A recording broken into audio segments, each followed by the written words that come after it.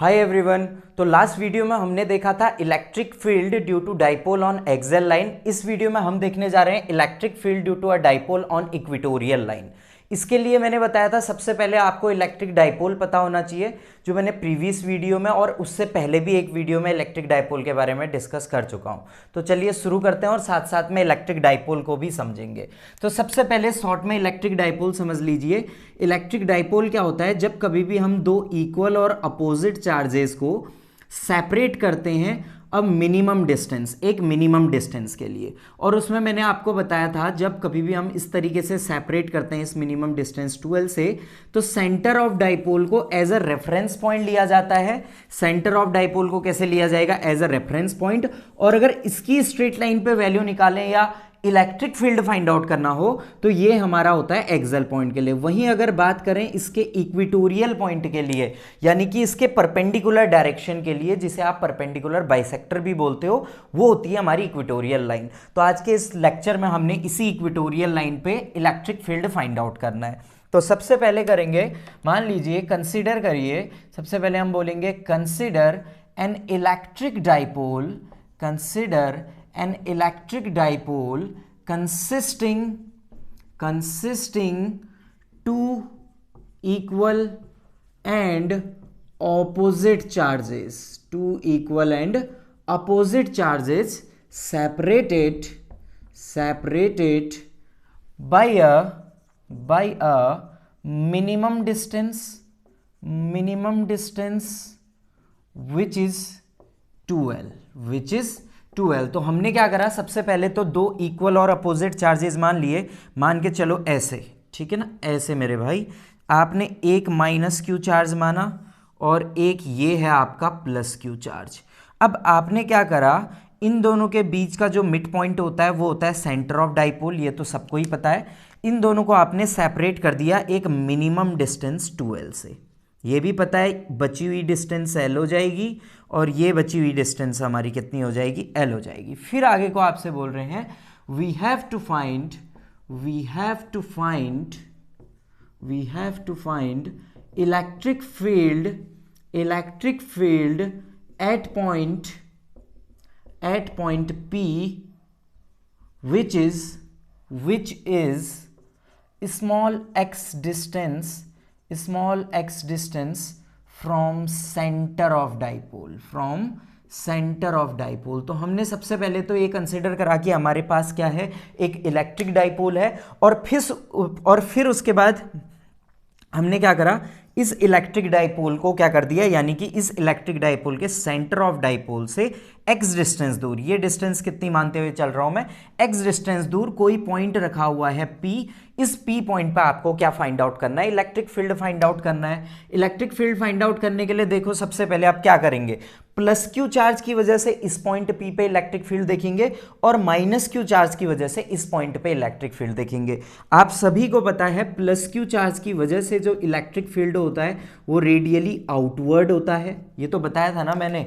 अरे यार, plus Q charge की वजह से बाहर की तरफ निकलेगा और माइनस क्यू चार्ज की तरफ से इलेक्ट्रिक फील्ड जो आएगा वो रेडियली इनवर्ड आएगा। ठीक है, आप बोलोगे हाँ सर बताया था, कितनी बार बताते हो? अरे कईयों को नहीं आता है। तो देखो हमने क्या बोला, यहाँ पर एक O पॉइंट ले लिया, एक P पॉइंट ले लिया, फिर प्लस क्यू चार्ज की वजह से इस पॉइंट P पे इलेक्ट्रिक फील्ड, इस पॉइंट Q पे हम क्या देख रहे हैं, इलेक्ट्रिक फील्ड देख रहे हैं। तो बाहर की तरफ को जाएगा तो इसका जो डायरेक्शन बनेगा वो कुछ इस तरीके से बनेगा। मान लो ये इलेक्ट्रिक फील्ड कितना है, E2, इसको E1 मान लेंगे, और माइनस क्यू चार्ज की वजह से जो इलेक्ट्रिक फील्ड बनेगा वो ऑब्वियस सी बात है अंदर की तरफ को। अरे माइनस क्यू चार्ज की वजह से जो इलेक्ट्रिक फील्ड होता है वो रेडियली इनवर्ड होता है ना, और प्लस क्यू चार्ज की वजह से जो इलेक्ट्रिक फील्ड होता है वो रेडियली आउटवर्ड होता है, बाहर की तरफ को गया। अब मैं यहाँ पर क्या करता हूँ, इसी पे एक इस तरीके से मैं एक लाइन बना देता हूँ, ठीक है ना, यहाँ पर एक लाइन बना देते हैं। अब इसको आप प्रैक्टिकली समझने की कोशिश करना है इसके बाद। अब कैसे उसको भी समझते हैं, तो देखो किस तरीके से है उसको समझते हैं। आओ देखो ये मान लो कि आपके पास एक इलेक्ट्रिक डाइपोल है, सबसे नीचे ये इलेक्ट्रिक डाइपोल है, ठीक है ना, ये माइनस क्यू, ये प्लस क्यू, या ये प्लस क्यू, इसको प्लस क्यू मान लो, इसको माइनस क्यू मान लो, ठीक है ना। इस तरीके से ऐसे मान लो जैसे हमने यहां पर बनाया हुआ है। आई बात समझ में? दिखाई दे रहा है? ज़्यादा दूर तो नहीं हो रहा? ठीक है, अरे सब दिखाई दे रहा है। तो देखो ये जो बीच की डिस्टेंस है, ये जो नीचे की जो डिस्टेंस है ये है 2l, ये बची हुई डिस्टेंस हमारी कितनी हो जाएगी, l हो जाएगी, ये डिस्टेंस भी l। ये प्लस क्यू चार्ज की वजह से इलेक्ट्रिक फील्ड बाहर की ओर को, माइनस क्यू चार्ज की वजह से जो इलेक्ट्रिक फील्ड होगा वो क्या होगा, अंदर की तरफ को होगा, यहाँ की तरफ को। और जो ये बीच की डिस्टेंस आपको दिखाई दे रही है, इस डिस्टेंस को मैं x मान लेता हूं, और इस डिस्टेंस को p से q तक की या p से इस माइनस q तक की जो डिस्टेंस है, देखो ना दोनों के लिए डिस्टेंस क्या होगी, सेम। ये डिस्टेंस भी सेम है, ये डिस्टेंस भी सेम है। आ रही है बात समझ में? तो ये दोनों डिस्टेंसेस हमारी सेम हो गई। तो इस डिस्टेंस को मैं नाम दे देता हूं r, ये डिस्टेंस x, ये डिस्टेंस भी x। बाकी इसके बाद देखो, अब आप बोलोगे क्या ये डिस्टेंस आप निकाल सकते हो? सबसे पहले अब देखो इसी में ये डिस्टेंस की वैल्यू आप निकाल सकते हो पाइथागोरस का यूज कर कर। ये डिस्टेंस है स्मॉल r, ये डिस्टेंस है x, और ये डिस्टेंस हो गई l। पाइथागोरस लगाओगे तो क्या होता है? हाँ बोलोगे, आप बोलोगे हाँ सर आता है, हाइपोटेनियस का square equals to perpendicular plus perpendicular का स्क्वायर प्लस बेस का स्क्वायर। इसमें हाइपोटेनियस क्या है, 90 डिग्री के सामने वाला हाइपोटेनियस, यानी कि r का स्क्वायर इक्वल्स टू x का स्क्वायर प्लस l का स्क्वायर। और r को हम क्या लिख सकते हैं, x square plus l square भी तो लिख सकते हैं। तो r की जगह मैंने कितना लिख लिया, x square plus l square. ये जो डिस्टेंसेस हो गई आपकी, यानी कि ये डिस्टेंस अब हमारी कितनी निकल गई, root x square plus l square या x square plus l square. यहाँ पे जो इलेक्ट्रिक फील्ड आएगा वो आएगा E1। फिर उसके बाद देखो, मान के चलो अगर ये एंगल थीटा है, ध्यान से देखना, अगर ये एंगल थीटा है तो ये एंगल भी थीटा होगा, याद है? अल्टरनेट एंगल्स, z बनता है, अल्टरनेट एंगल्स हैं आपके, ये एंगल थीटा तो ये एंगल भी थीटा, ठीक है। फिर उसके बाद ऐसे ही बात करें, ये एंगल थीटा है तो ऑब्वियसली ये एंगल भी क्या होगा, हमारा थीटा होगा। ये तो आपने पढ़ा ही होगा ना, इस तरीके से सेम साइड के आपके क्या हो जाएंगे, एंगल्स आपके सेम होंगे, तो ये एंगल भी आपका क्या हो गया, थीटा हो गया। अब यहां पर हम यूज करेंगे रिजोल्यूशन ऑफ वेक्टर्स। पढ़े थे क्लास 11th में, क्या होते हैं रिजोल्यूशन ऑफ वेक्टर्स, एक आपका वर्टिकल कंपोनेंट, एक आपका हॉरिजॉन्टल कंपोनेंट बनेगा। और देखो किस तरीके से इस पे हम यहाँ पर यूज करेंगे, यहाँ पर बना लेते हैं। ये देखो, ये डिस्टेंस है हमारी कौन सी, E2 दिखाई दे रही है, ये डिस्टेंस यानी कि ये इलेक्ट्रिक फील्ड हो गया E1, बीच में आपकी ये आ गया, ठीक है भाई, आप बोलोगे ठीक है समझ में आ गया सर, ओके। ये थीटा, ये हमारा E1 के पास यानी कि थीटा के पास रिजोल्यूशन ऑफ वेक्टर से आपको पता है जो एंगल क्रिएट होता है वो होता है क्या, कॉस थीटा, यानी कि ये क्या बन जाएगा, E1 कॉस थीटा, और इसके परपेंडिकुलर डायरेक्शन में क्या बनेगा, E1 साइन थीटा। ऐसे ही इसकी वजह से इसके आपका जो हमारा हॉरिजॉन्टल कंपोनेंट है वो बन जाएगा E2 कॉस थीटा, और इसके वर्टिकल में बन जाएगा E2 साइन थीटा। ऐसे ही E2 sine theta, E1 sine theta दोनों हमारे इक्वल अपोजिट है, तो ये हमारे क्या हो जाता है, कैंसिल आउट हो जाते हैं। तो इनको हम नहीं लेते हैं, केवल इसी को लेते हैं। तो चलिए अब स्टार्ट करते हैं। अब सबसे पहले हम बोलेंगे electric field due to minus Q charge. Electric field निकालेंगे due to minus Q charge at point P। Minus Q charge की वजह से इलेक्ट्रिक फील्ड का फॉर्मूला तो सबको पता ही है, 1/4πε0, बताने की जरूरत नहीं है, Q/r² होता है। तो इलेक्ट्रिक फील्ड एट पॉइंट किस पे निकाल रहे हो, E1 पे, माइनस क्यू चार्ज की वजह से। बीच की डिस्टेंस कितनी है, स्मॉल r डिस्टेंस है ना, तो आप बोलोगे हाँ सर ठीक है, 1/4πε0 Q/r²। की वैल्यू मैंने बताई थी कितनी हो गई, x² प्लस l²। इसको डाल दो आप इक्वेशन नंबर फर्स्ट, ये हमारी क्या आ जाएगी, इक्वेशन नंबर फर्स्ट आ जाएगी। फिर उसके बाद हम निकालेंगे, यहां पे निकालेंगे, हम बोलेंगे electric field due to minus Q charge. अब हम निकालने जा रहे हैं मेरे भाई, यहां पर ब्लैक से लिख लेते हैं, यहां पर हम बोलेंगे electric field due two plus Q charge at point P, plus Q charge at point P point पे प्लस क्यू चार्ज की वजह से बीच की डिस्टेंस r, तो इलेक्ट्रिक फील्ड आ जाएगा हमारा 1/4πε0 Q/r की जगह पे कितनी वैल्यू पुट कर दोगे, x² प्लस l², ये आ गई हमारी इक्वेशन नंबर सेकंड। देखो दोनों इक्वेशन सेम है, अरे सेम तो आएंगी जब उनकी डिस्टेंसेस सेम है तो दोनों वैल्यू हमारी आ जाएंगी। तो हम बोलते हैं E1 = E2 = E, मान सकते हैं E1 और E2 दोनों की जगह पे मैंने कितना मान लिया, कितना कंसिडर कर लिया, E वैल्यू मान ली। अब हमें नेट इलेक्ट्रिक फील्ड निकालना है। अब ये चीज़ें इसीलिए बताई थी, जो एक्स्ट्रा चीज़ें बताई थी। जब कभी भी आप नेट इलेक्ट्रिक फील्ड निकालोगे, पहले तो क्या था, एक्सेल में तो एक स्ट्रेट लाइन थी, पर यहाँ पर ये एंगल थीटा भी तो आ गए। अब एंगल थीटा आ गए तो यहाँ पर E1 कॉस थीटा भी लिखना पड़ेगा, E2 कॉस थीटा भी लिखना पड़ेगा। यानी कि जो नेट इलेक्ट्रिक फील्ड निकलेगा वो E1 cos theta plus E2 cos theta करके आएगा। और आपको पता है E1 और E2 को हम कितना लिख रहे हैं, E लिख रहे हैं, दोनों को मिटाकर कितना लिख सकते हैं, 2E कॉस थीटा लिख देंगे। तो देखो E नेट या E इक्विटोरियल, इक्विटोरियल यानी कि परपेंडिकुलर डायरेक्शन के लिए 2, E की वैल्यू क्या थी, इक्वेशन फर्स्ट से पुट करो या इक्वेशन सेकंड से पुट करो, बात एक ही है। ये बन जाएगा 1/4 pi epsilon naught Q upon root x square plus l square into cos theta. अच्छा, आप कॉस थीटा की वैल्यू को देखो, ये डायग्राम देखो, ये एंगल आपका कितना बन रहा है, थीटा।